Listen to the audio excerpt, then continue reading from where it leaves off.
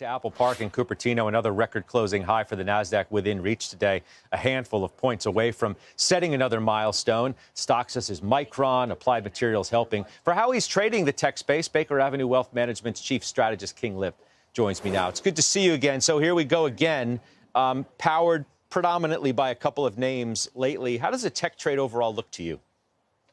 Hi, Scott. I think the tech trade still looks very healthy. If you look at the last earnings season, we had the tech sector, 89% of companies reporting above estimates. I think, honestly, valuations still remain fair, maybe slightly above 5- and 10-year averages. But for the most part, we're seeing a lot of timeliness. The semiconductor industry continues to outperform. So we see no signs of the tech sector trade weakening. Are we just going to have to wait until we get earnings in July to really assess the durability of this trade? And is that the new sort of mode that we're in?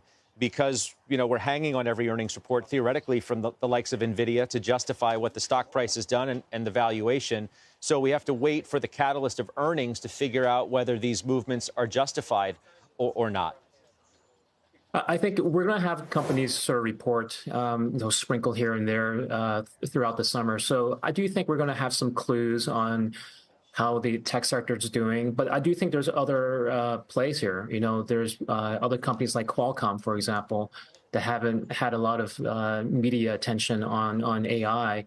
But despite that, it's one of the few companies that have a partnership with Microsoft right now in terms of powering their sort of co-pilot technologies. So I do think we're going to have some clues here and there about how the overall trade is doing.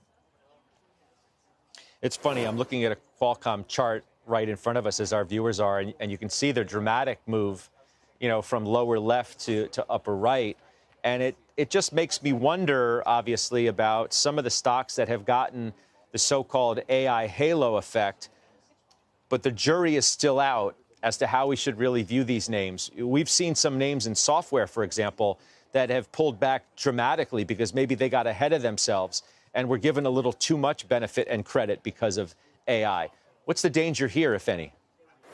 I think the biggest danger, is enterprise spending and whether, cloud spending, for example, gets sort of pushed out because enterprises are focusing more on AI spending, sort of getting that crowding out effect.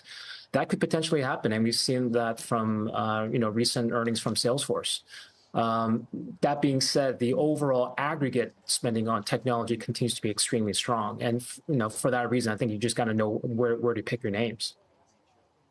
Would you buy a software stock that has nothing to do, and I put that in quotes, nothing to do with AI? I think it would be hard pressed to find a company these days that are not talking about how AI is somehow influencing their business. Would we buy one? Sure. But it's going to get very difficult for us to find any company that's not going to hang some of their future optimism on AI. But if the earnings growth is there... Well, no doubt. Whether that optimism, though, turns into real profits, I guess is where I'm going to. Right? Exactly. I think the premise of my question is that everybody is suggestive that AI is going to be some level of transformative for their own businesses. But we're going to find out who the real winners are. And I mean the top tier winners. A lot of stocks have gotten a lift as though they are just that. And some will not end up being that. You're right. And I do think from that perspective, sticking with the majors, the mega caps is really where the play is.